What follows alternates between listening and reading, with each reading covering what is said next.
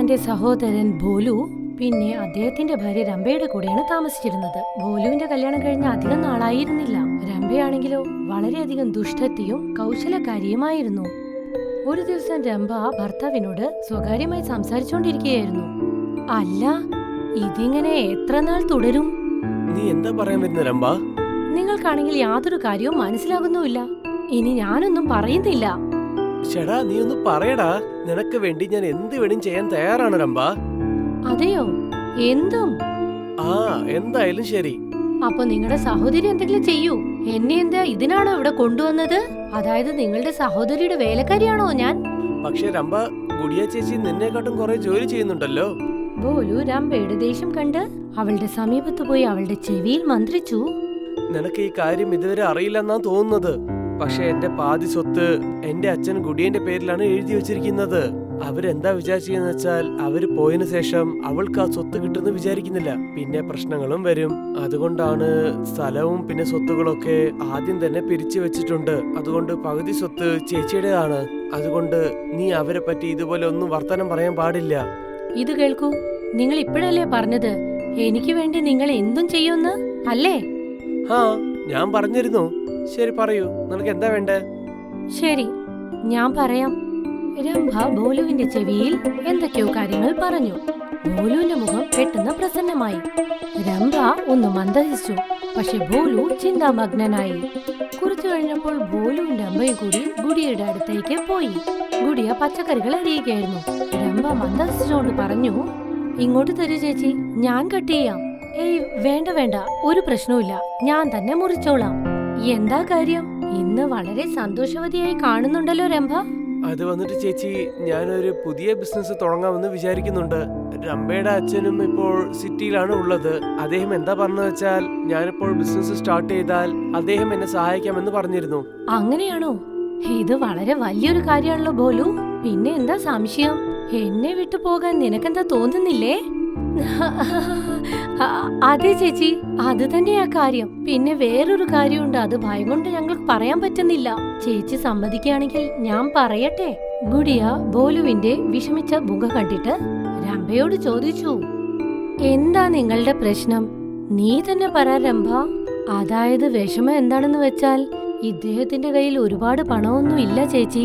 ഇദ്ദേഹം വിചാരിച്ചിരിക്കുന്നത് അദ്ദേഹത്തിന്റെ ഭൂമി വിറ്റിട്ട് കുറച്ച് പണം ഉണ്ടാക്കാമെന്നാണ്. പക്ഷെ അതും നടന്നില്ല. ഓ അതെയോ? അപ്പോ എത്ര പണത്തിന്റെ ആവശ്യമുണ്ട്? ഇതുവരെ പകുതി പൈസയെ സ്വരൂപിക്കാൻ കഴിഞ്ഞിട്ടുള്ളൂ. എന്റെ പേരിലും അച്ഛൻ പാതി സ്വത്തല്ലേ എഴുതി വെച്ചിരിക്കുന്നത്. അദ്ദേഹം അധ്വാനിച്ചുണ്ടാക്കിയ ഭൂമി വിൽക്കാൻ ഞാൻ ആഗ്രഹിക്കുന്നില്ല. പക്ഷെ ഇപ്പോൾ ഭോലുവിന് ആവശ്യമായി വന്നതുകൊണ്ട് എനിക്ക് യാതൊരു സംശയവും ഇല്ല അതിൽ. വന്ന കാര്യം സാധിച്ചതിൽ രംഭയുടെ മുഖത്ത് ഒരു മന്ദഹാസം വന്നു. അങ്ങനെ ഭാര്യയും ഭർത്താവും ചേർന്ന് ഗുഡിയയുടെ സൈൻ വാങ്ങി കുറച്ചു ദിവസങ്ങൾക്കുള്ളിൽ എല്ലാ ഭൂമിയും വിറ്റു തുലച്ചു. ഒരാഴ്ച കഴിഞ്ഞപ്പോൾ എല്ലാവരും ചേർന്ന് ഇന്ന് ട്രെയിനിൽ കയറി നഗരത്തിലേക്ക് പോകുകയാണ്. ഞാൻ ഇന്ന് വരെ നഗരത്തിൽ പോയിട്ടേയില്ല. പക്ഷെ അച്ഛൻ പറഞ്ഞത് എന്നെ ഏതെങ്കിലും ദിവസം കൊണ്ടുപോകുമെന്നാണ്. അതെ ചേച്ചി, അതുകൊണ്ടല്ലേ നമ്മൾ സിറ്റിയിലേക്ക് പോകുന്നത്. അതുകൊണ്ട് അച്ഛന്റെ ആഗ്രഹവും നടക്കാൻ പോകുന്നുണ്ടല്ലോ. നീ എന്നെ നിങ്ങളുടെ കൂടെ കൂട്ടി വലിയ കാര്യം ചെയ്തത് പോലും. എനിക്ക് ഒറ്റക്ക് താമസിക്കാൻ ഒട്ടും തന്നെ ഇഷ്ടമല്ല. അല്ല ചേച്ചി, നിങ്ങളുടെ കാരണം കൊണ്ടാണ് നഗരത്തിലേക്ക് പോകാനുള്ള പണം റെഡിയായത്. പിന്നെ ഇദ്ദേഹത്തിന്റെ ബിസിനസിന്റെയും. എനിക്ക് ഇത്രമാത്രമല്ലേ ചെയ്യാൻ കഴിയൂ രംഭ. അങ്ങനെ സംസാരത്തിനിടയിൽ ഒരുപാട് സമയം കടന്നുപോയി. മൂവരും ഏതോ ഒരു സ്റ്റേഷനിലേക്ക് എത്തിച്ചേർന്നു. ഭോലുവും രംഭയും ഗുഡിയയും സ്റ്റേഷനിലേക്ക് ഇറങ്ങി വന്നു. എന്താ, നമ്മൾ നഗരത്തിലേക്ക് എത്തിയോ ഭോലു? അതെ ചേച്ചി, നമ്മൾ വന്നിട്ടുണ്ട്. എനിക്ക് വല്ലാതെ വിശക്കുന്നുണ്ട്. ഇല്ല രംഭേ? ആ, എനിക്ക് വിശക്കുന്നുണ്ട്. അങ്ങോട്ടേക്ക് നോക്കൂ, അതൊരു സമൂസ കടയാണെന്നാ തോന്നുന്നത്. ഞാൻ ഒരുപാട് കേട്ടിട്ടുണ്ട്. എനിക്കത് കഴിക്കണമെന്നുണ്ട്.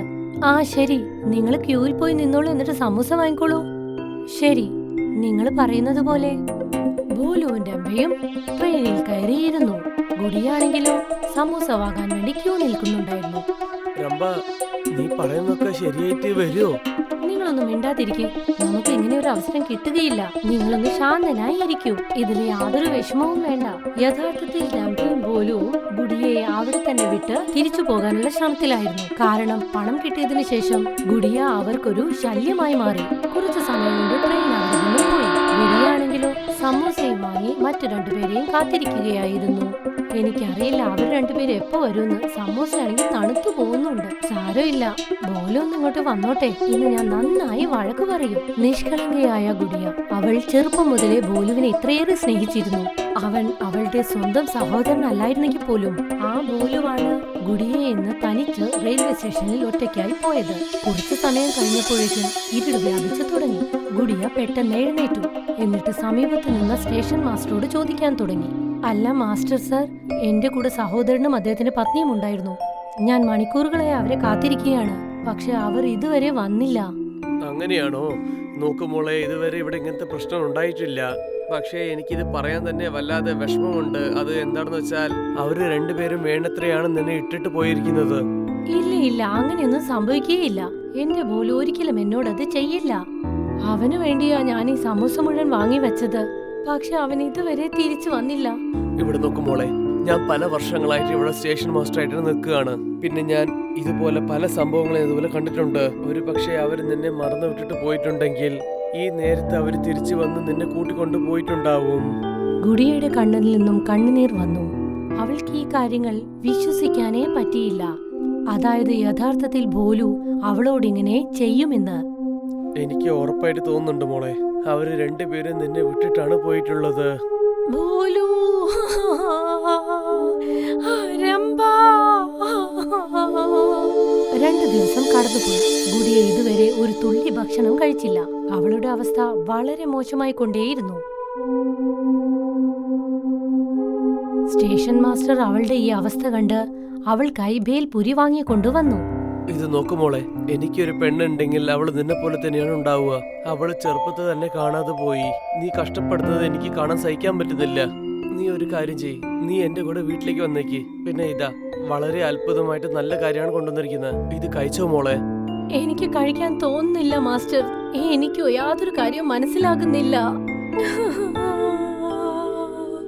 ഇത് നോക്കുമോളെ, വളരെ കുറച്ച് കഴിച്ചാൽ മതി. എന്റെ ഭാര്യ വളരെ നന്നായിട്ട് ഭക്ഷണം ഉണ്ടാക്കും. നീ ഇങ്ങനെ തന്നെ സ്റ്റേഷനിൽ ഇരിക്കുന്നത് അത് വളരെ നല്ല കാര്യമല്ല മോളെ. ഗുഡിയയുടെ കണ്ണുകൾ ഇപ്പോൾ സ്തബ്ധമായിരുന്നു. അവൾക്കിപ്പോൾ യാതൊരു വികാരങ്ങളും വന്നില്ല. പക്ഷെ അവൾ ബേൽപുരി കഴിച്ചപ്പോഴേക്കും അവളുടെ മനസ്സൊന്ന് ശാന്തമായി. നല്ല രുചിയുണ്ട്. ശരി, വാ മോളെ, ഇപ്പൊ വീട്ടിലേക്ക് പോവാം. ഞാൻ എന്റെ ഭാര്യനടുത്ത് മുമ്പ് തന്നെ പറഞ്ഞു വെച്ചിട്ടുണ്ട്. അവൾ തീർച്ചയായിട്ടും നിനക്ക് എന്തെങ്കിലും ചെയ്തു വെച്ചിട്ടുണ്ടാവും. ഗുഡിയ സ്റ്റേഷൻ മാസ്റ്ററുടെ വീട്ടിലേക്ക് വന്നു.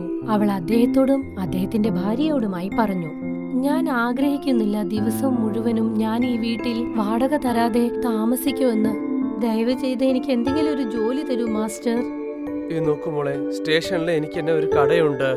നീ അത് നിനക്ക് ഇഷ്ടം പോലെ തോന്നുമാതിരി നീ ചെയ്താൽ മതി. പിന്നെ എന്തുപോലെ നിനക്ക് ഉണ്ടാക്കണം ചെയ്താൽ നീ അതുപോലെ ചെയ്തോളൂ. ആ മോളെ, ഞാനും നിന്നെ കടയിൽ വന്ന് സഹായിക്കാം. ഞാൻ പകല് മുഴുവൻ ഇവിടെ വെറുതെ ഇരിക്കുകയാണ്. എനിക്ക് വല്ലാത്ത ഏകാന്തത തോന്നുന്നു. എന്റെ മനസ്സൊട്ടും സുഖമില്ലായിരുന്നു. പക്ഷെ ആ ബേൽപുരി കഴിഞ്ഞപ്പോൾ എനിക്ക് വല്ലാതെ സന്തോഷം തോന്നി. ഞാനും അത് തന്നെ വിൽക്കും. ശരി മോളെ, ഞങ്ങളുടെ എല്ലാ അനുഗ്രഹങ്ങളും നിന്റെ കൂടെ തന്നെ ഉണ്ടാകും. കുറച്ചു ദിവസങ്ങൾ കഴിഞ്ഞു. ഗുഡിയയുടെ കട നല്ല രീതിയിൽ നടക്കുന്നുണ്ടായിരുന്നു. ഗുഡിയ ബേൽപുരി ഒരു പ്രത്യേക രീതിയിലാണ് ഉണ്ടാക്കിക്കൊണ്ടിരുന്നത്. ചട്നിയെല്ലാം ചേർത്ത്. വരൂ, ചട്നി ബേൽപൂരി കഴിക്കൂ. മധുരമോ എരിവോ ഏത് രീതിയിൽ കഴിക്കണോ അങ്ങനെ ഉണ്ടാക്കി തരാം. കടയിലേക്ക് ഒരുപാട് പേർ വരാൻ തുടങ്ങി. കുറച്ചു ദിവസങ്ങളെ ആയുള്ളൂവെങ്കിലും ബേൽപുരി കട വളരെ നല്ല രീതിയിൽ മുന്നോട്ട് പോകാൻ തുടങ്ങി. സ്റ്റേഷൻ മാസ്റ്റർ വന്നു. ഇപ്പോൾ കുറച്ച് ദിവസം ആയിട്ടുള്ളൂ. അതിൻ്റെ ഉള്ളിൽ ഇപ്പോൾ നിന്റെ കട വളരെ നന്നായിട്ട് പോകുന്നുണ്ടോ? ഇതേപോലെ പോയിക്കൊണ്ടിരുന്നാൽ നീ തീർച്ചയായിട്ടും വലിയ വ്യാപാരിയാവും. അച്ഛനും ഇങ്ങനെ പറയണോ? അച്ഛാ? ഇത് കേട്ട് സ്റ്റേഷൻ മാസ്റ്ററുടെ കണ്ണുകളിൽ നിന്നും കണ്ണുനീർ വരാൻ തുടങ്ങി. അദ്ദേഹത്തിന് തോന്നി ഗുഡിയ തങ്ങളെ തന്റെ മാതാപിതാക്കളായി അംഗീകരിച്ചു കഴിഞ്ഞു എന്ന്. നീ ഇപ്പോൾ ഞങ്ങളുടെ തന്നെ മകളാണ് ഗുഡിയ. എന്ത് കാര്യങ്ങളുണ്ടായാലും ഞങ്ങൾ നിന്റെ കൂടെ ജീവിതകാലം മുഴുവനും ഉണ്ടാകും. നിങ്ങൾ രണ്ടുപേരും ആ സമയത്താണ് മാതാപിതാക്കളായി വന്നത്. അതായത് എനിക്ക് ഏറ്റവും കൂടുതൽ ആവശ്യമുണ്ടായ സമയത്ത്. നിങ്ങൾ രണ്ടുപേരും എനിക്ക് ഈശ്വരനിൽ കുറഞ്ഞതൊന്നുമല്ല. കുറച്ചു മാസങ്ങൾ കടന്നുപോയി. ഇപ്പോൾ ഗുഡിയയുടെ പേരിൽ ആ സ്റ്റേഷനിൽ തന്നെ 4 കടകൾ ഉണ്ടായിരുന്നു. അങ്ങനെ കുറച്ചു മാസങ്ങൾ കഴിഞ്ഞ് അവിടെ ഒരു പ്രത്യേക സംഭവം നടന്നു. ബോലും രംഭയും ഗുഡിയയുടെ കടയിലേക്ക് വന്നു. ഒരു ബേൽപൂരി തന്നേക്ക്. അല്ല ഭോലു, നീ ചേച്ചി നിങ്ങളിവിടെ എന്താണ് ചെയ്തോണ്ടിരിക്കുന്നത്? ആരെങ്കിലും ദയവ് തോന്നി കടയിൽ ജോലി കൊടുത്തിട്ടുണ്ടാകും. ശരി, ഇപ്പൊ ഞങ്ങക്ക് 2 ബേൽപൂരി താ. ശരി, ഇപ്പോൾ കൊണ്ടുവരാം. 2 പേരും ബേൽപൂരി കഴിച്ചുകൊണ്ട് സംസാരിച്ചു നിൽക്കാൻ തുടങ്ങി. ശരി, ഇപ്പൊ നിങ്ങൾക്ക് യാതൊരു വിഷമവും ഇല്ലല്ലോ?